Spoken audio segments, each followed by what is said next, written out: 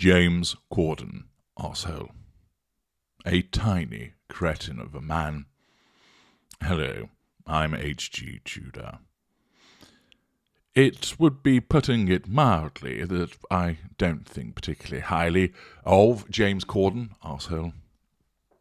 And news comes this way, from page 6, along with a multiplicity of other publications, in an article by Nikki Cox and Mara Siegler that tells us, NYC restaurant owner claims James Corden, arsehole, is the most abusive customer he's ever had.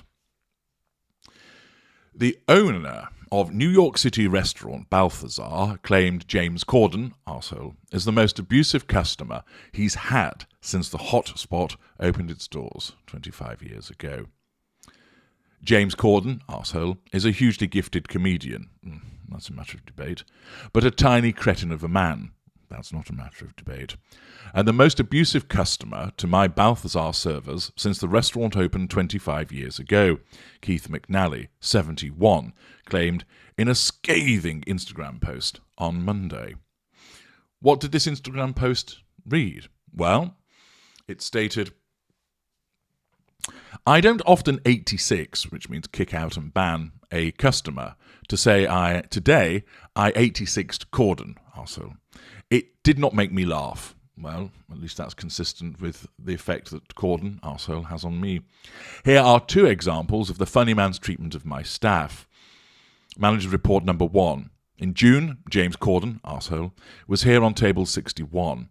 Although this is diabolical, it happens very occasionally in all restaurants.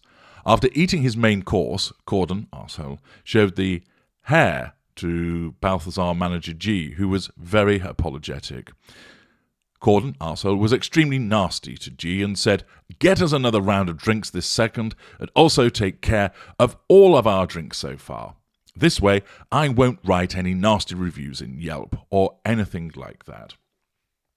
Now, the old waiter, there's a fly in my soup, and there's a hair in my food, unpleasant as it is, and one's right to complain about it. So in the circumstances, Corden, arsehole, is utilising the truth. There was a problem with the meal. However, his narcissism cannot deal with it in a particularly pleasant way because of his rampant sense of entitlement and his I'm James Corden, arsehole, do you know who I am?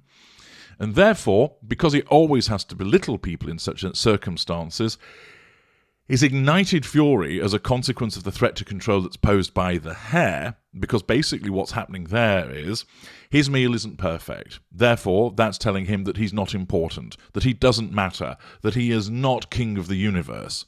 And therefore, that amounts to a threat to control. He doesn't have a particularly high threshold on his ignited fury. Therefore, it erupts and he lashes out. And he lashes out by being nasty in terms of the way that he speaks to people. He shows his sense of entitlement by demanding another round of drinks and that the drinks already ordered have to be knocked off the bill. And then there's the use of threat with regard to the potential for nasty reviews in Yelp. There's a second incident, and the post on Instagram by McNally also read, Manager's report number 2. James Corden, arsehole, was at Balthazar with his wife on October the 9th for brunch. He asked for a table outside. Brunch maitre d', Ali Walters, took the party to table 301. Mr. Corden, arsehole's wife, ordered an egg yolk omelette with Gruyere cheese and salad. A few minutes after they received the food, James called their server, MK, and told her there was a little bit of egg white mixed with the egg yolk. What-be fucking do? MK informed the floor manager, G. The kitchen remade the dish, but unfortunately sent it with home fries instead of salad. That's when James Corden, arsehole, began yelling like crazy to the server. You can't do your job. You can't do your job. Maybe I should go into the kitchen and cook the omelette myself. Ignition of fury as a consequence of the threat to control posed by them getting the order wrong. Again, he's grounds for complaint. The little bit of egg white being mixed with the egg yolk is pernickety, but this is, of course, where a narcissist, in order to flex their perceived power, will pick upon a small issue like that. But furthermore, when it came back with the home fries rather than the salad, rather than just politely point that out and say, it should be salad, not home fries, could you change that, please? Or even going, well, I'm a fat bastard, I'll scoff them anyway, great fries. Nom, nom, nom, nom, nom, nom. No. Instead, the threat to control results in the ignition of his fury. He's unable to keep that under control and lashes out, shouting and insulting. The Instagram post continues. MK was very apologetic and brought G over to the table. He returned the dish, and after that everything was fine. We gave them promo champagne glasses to smooth things out. G said that Corden, arsehole, was pleasant to him but nasty to the server. MK was very shaken, but professional that she is, continued to finish her shift. And of course, this is representative of Corden, where he will be toadying to certain people that he perceives to have influence, and then the little person he belittles, invalidates, and bullies. Returning to the article in page 6, McNally, who is known as the restaurateur who invented downtown, said he had to 86 kick out or ban the actor from his establishments before sharing 2 examples of the funny man's treatment of his staff at the iconic French brasserie and another of his restaurants, Café Luxembourg. It then makes reference in the article to what I've just described to you.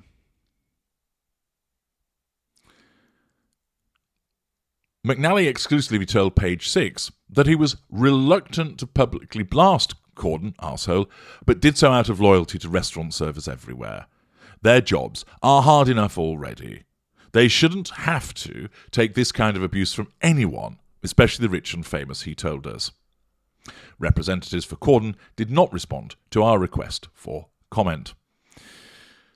That's what's stated there. Now, let's go below the line before we continue this story to see what people are thinking. Biden sucks. The chubby English fellow should be more understanding in public since he counts on the public to make himself rich. Indeed, but that demonstrates, Biden sucks, the compartmentalization of James Corden arsehole's narcissism. There's a threat to control, he explodes without thinking of the consequences to it. Dan Damon. Wonder how Corden, arsehole, enjoyed all the saliva and mucus in his food thereafter. Todd Bennett, #cancel Corden. Chip Siplick, another British weasel comedian who thinks he's all that. You don't see it coming. Probably his own hair. Dude's going bald. He's upset. Quite an entertaining observation there. You don't see it coming. Elmer Brown. Always thought he would be a jerk-off. Fried de Frum Mom. Corden isn't funny. CP. If I saw this Corden dude, my eyes would miss his entire head even if he crashes into me. Why was he even allowed in the restaurant over his first tirade? What the hell is an egg yolk omelette? Sounds disgusting.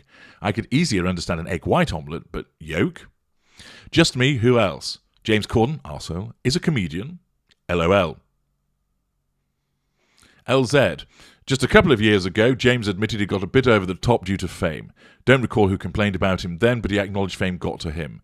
The stories are too distinct. I believe this store owner. Lord Kitchener, quotes, hugely gifted comedian? I beg to differ. This no-talent hack is from the country that gave the world. Chaplin, Stan Laurel and Bob Hope. He doesn't hold a candle to those greats. Scarlett Miller, we've been to Balthazar numerous times. I don't think I've ever seen such well-trained, unpretentious staff. I'm glad he called Corden, arsehole, out. Makes me like him even more. Katie East Coast 3. I have watched a number of his car karaoke videos and interviews with celebs, and he comes off as likeable. It would be a shame if he is a nasty man when he isn't on camera. It isn't an if, he is. I'll refrain from formulating a strong opinion either way. Let's see if this opens the floodgates. Katie East Coast 3, they're already open. There's plenty of material about what a See You Next Tuesday James Corden is. Phil Carney, you can always tell a person's character by the way that they treat people who serve them. Nice to read Keith McNally is sympathetic to his staff, and also that he alerted the public as to what a total jerk this guy is.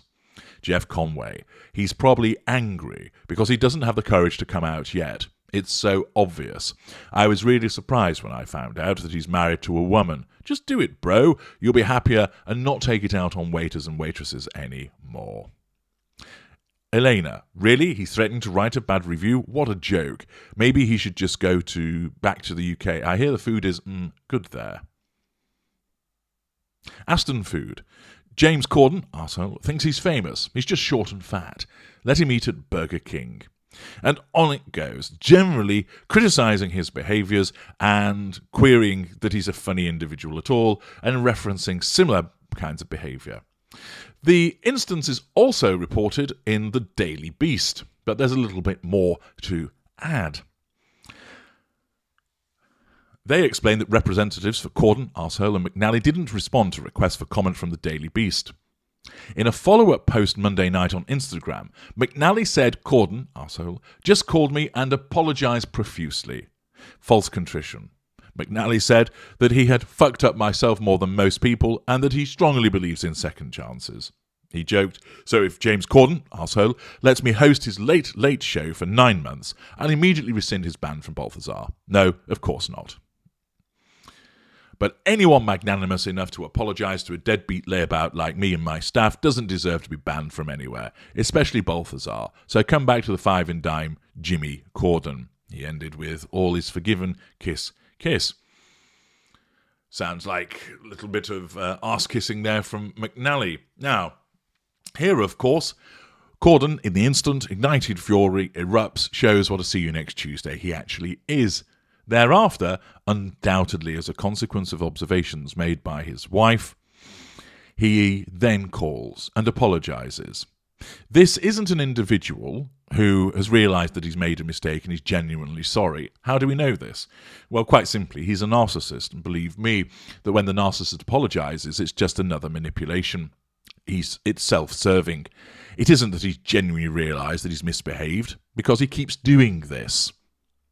There are repeated instances of Corden, arsehole, showing his entitlement, and I make reference to many of them in the HG roasts that I do of Corden, arsehole. Here, in order to nullify the threat to control quite possibly posed by his wife criticising his behaviour and pointing out the fallout that will come from this, i.e. what has appeared in the press, his narcissism directs him to issue an apology, which is false contrition, which is done to nullify the threats to control, and to make him seem like he's realised the error of his ways. All of you listening to me know full well that this is just an artifice, that his narcissism has deigned to cause him to do this in order to nullify the threats to control, draw further fuel, and make it look like that he's a contrite, decent individual, when we all know that he's not, and he still isn't fucking funny. I'm HG Tudor. Thank you for listening.